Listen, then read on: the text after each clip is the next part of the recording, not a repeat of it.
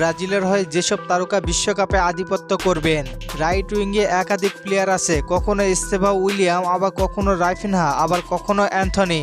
নেইমারের পরে ব্রাজিলের ট্যালেন্টের একজন প্লেয়ার এস্তেভাও উইলিয়াম। ক্লাব এবং জাতীয় দলে সে বেশ ভালো অবস্থানে আছে। 2026 বিশ্বকাপে এস্তেভাও হতে পারেন ব্রাজিলের গেম চেঞ্জার।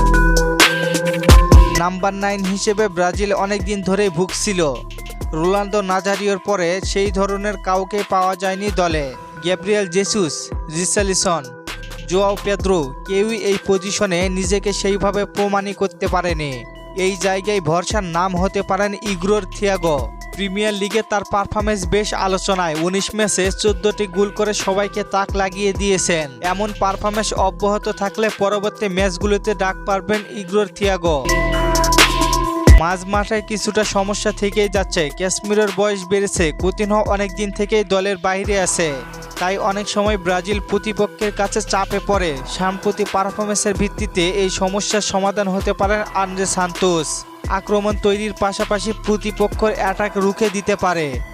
2026 বিশ্বকাপে নতুন করে চমক দেখাতে পারে আন্দ্রে সান্তোস।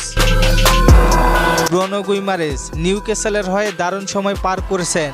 বড় ম্যাচের অভিজ্ঞতা এবং সময়ের সঙ্গে সঙ্গে নিজেকে আরও স্কিলফুল তৈরি করছে। সাথে কার্লো আনচেলত্তির ভরসার নাম। দেখা যাক সামনে কি করতে পারে ব্রুনো গুইমারেস।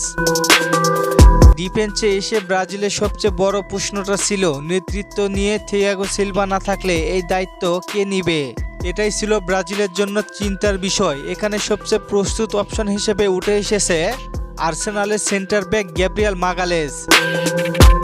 সে ফিজিক্যালি শক্তিশালী এবং লেফট সাইডের সেন্টার ব্যাক হিসেবে বল বের করতেও পারে। থাইলাইন খেলতে সে যথেষ্ট দ্রুত, আবার বক্স ডিফেন্সিভ নির্ভরযোগ্য। সেট পিসে ডিফেন্স করা, গোল দুই দিক দিয়েই সে কাজ করতে পারে। গ্যাব্রিয়েল মাগালেস হতে পারে প্রতিপক্ষের চমক দেখার মতো প্লেয়ার। ফুটবল একদিকে যেমন দলগত খেলা, অন্যদিকে ততটাই ব্যক্তিগত পারফরমেন্সের খেলা।